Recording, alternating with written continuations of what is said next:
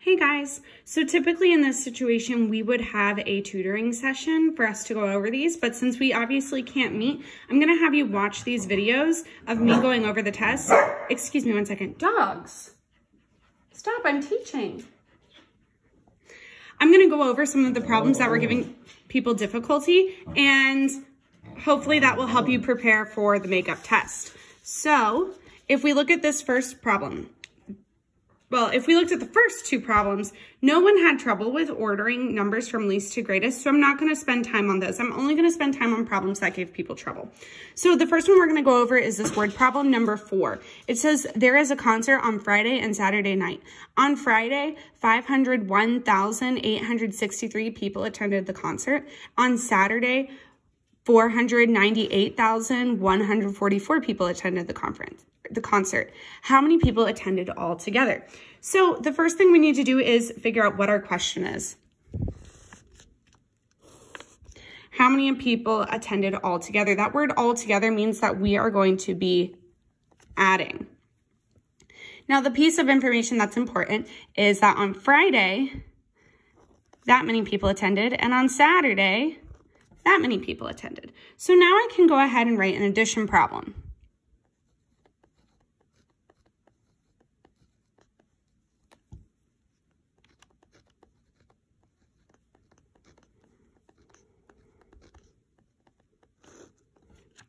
Remember to always go from your smallest place value to the largest place value. 3 plus 4 is 7. 6 plus 4 is 10. Drop the 0, carry the 1. 1 plus 8 is 9. Plus 1 is 10. Drop the 0, carry the 1. Same problem. 1 plus 1 is 2. 2 plus 8 is 10. Drop the 0, carry the 1. 1 plus 9 is 10. Drop the 0, carry the 1. And 1 plus 5 is 6. 6 plus 4 is 10. Make sure you put those commas in the right place, and you get 1,000,007.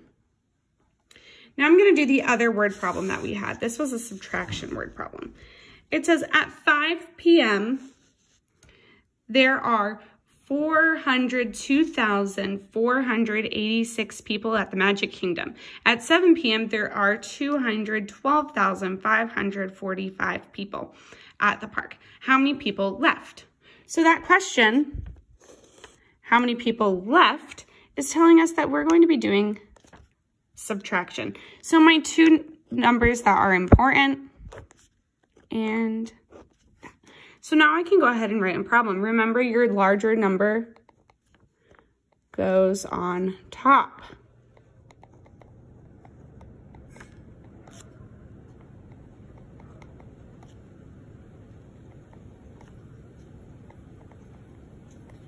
And now I can subtract.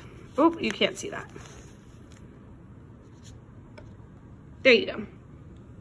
6 minus 5 is 1. 8 minus 4 is 4. 4 minus 5, I can't do that because 4 is less than 5, so I need to borrow.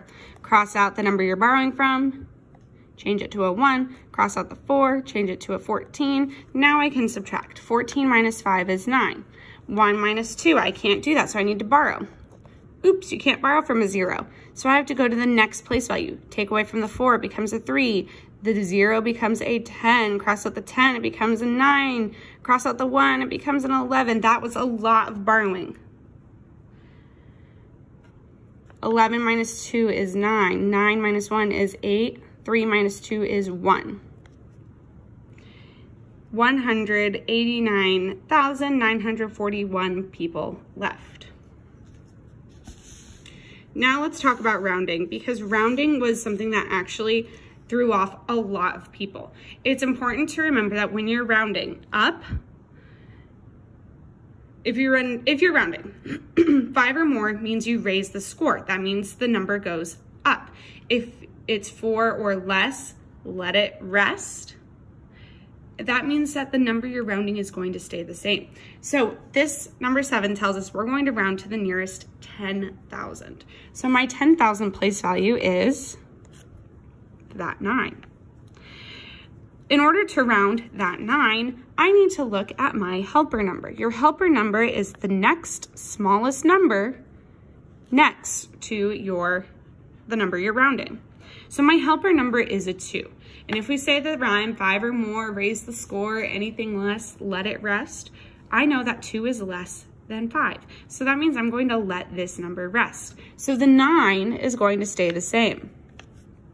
Now anything that comes after the 9 is going to also stay the same. Anything before the 9 turns to a 0. So I have 4 place values before the 9, which means I'm going to have 4 zeros. And 390,000 is going to be my answer. If we're looking at this number, it says round to the nearest 100,000. That is this place value right here, the 8, which means my helper number is the 6. So if we say our rhyme, 5 or more, raise the score, anything less, let it rest, I know that 6 is more than 5. So we're going to raise the score, which means that this 8 is going to become a 9. There's nothing that comes after that, but there's a lot that comes before it. There are 1, 2, 3, 4, 5 place values, which means I'm going to have 5 zeros. So 900,000 is your answer to that. Okay, number 9, we are writing multiples of the number 8. Remember, multiples and products are synonyms for each other, which means that they mean the same thing. So if I take the number 8 and I were to write multiplication problems with it, then I would get multiples. So we know 8 times 1 is 8, so I'm not going to write that one. So I'm going to go with 8 times 2. 8 times 2 equals 16. Now I'm going to do 8 times 3, which equals 24. 8 times 4, I'm just going in a number order, guys. 8 times 4 is 32. And 8 times 5 is 40. So if I wanted to write 4 multiples of 8, I have 16, 24, 32, and 40. Those are 4 multiples of the number 8. I just took the products of my multiplication problems. Okay, let's look at number 10. Write all of the factors of the number 24. So when you're doing this, you can draw a factor rainbow, or you could write multiplication problems. Remember that factors are the 2 numbers that you multiply together to equal a product. In this case, this is our product, 24. So I needed to think of all the multiplications problems that I can come up with that have an answer of 24.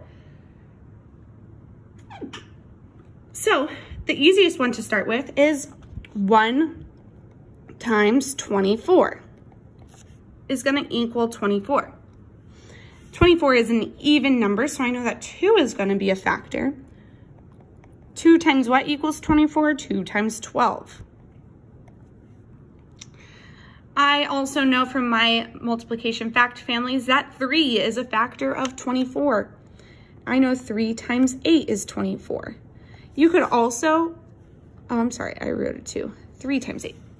You could also have looked over here and remembered that problem. 3 times 8 is 24. Okay, what next? If you think of your fact families again, you know that 4 times 6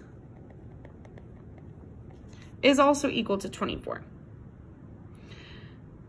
Let's go ahead and turn these into a factor rainbow.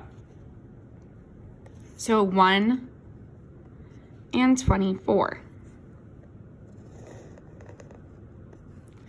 2 and 12. 3 and 8. And 4 and 6. Now we know that the only number in between 4 and 6 is 5. So we should think, is 5 a factor? Well, we know that we know that multiples of 5 will either end in 5 or they'll end in 0. 24 does not end in a 5 or a 0, so we know that 5 is not going to be a factor. Really quickly, I'm going to go through the multiplication so you guys can see how I would have worked this out. I would have done the standard algorithm, but you could have also done the box method. So I'm going to go through this pretty quickly so I can show you both. 3 times 7, I start with my ones place. 3 times 7 is 21, so I drop the 1 and I carry the 2. 7 times 6 is 42, so I add the 2 and I get 44. Now I skip a line, skip a place value, and I can move on to the tens place. 1 times 63 is 63.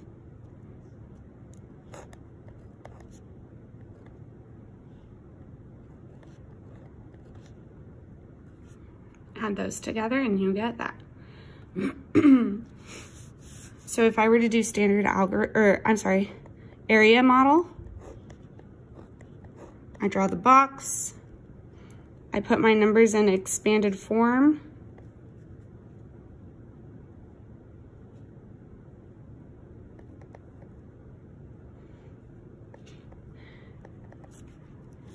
now I can multiply. 10 times 60 is 600. 10 times 3 is 30. 60 times 7, I know 6 times 7 is 42. Add that 0 at the end. And 7 times 3 is 21. Now I add them up.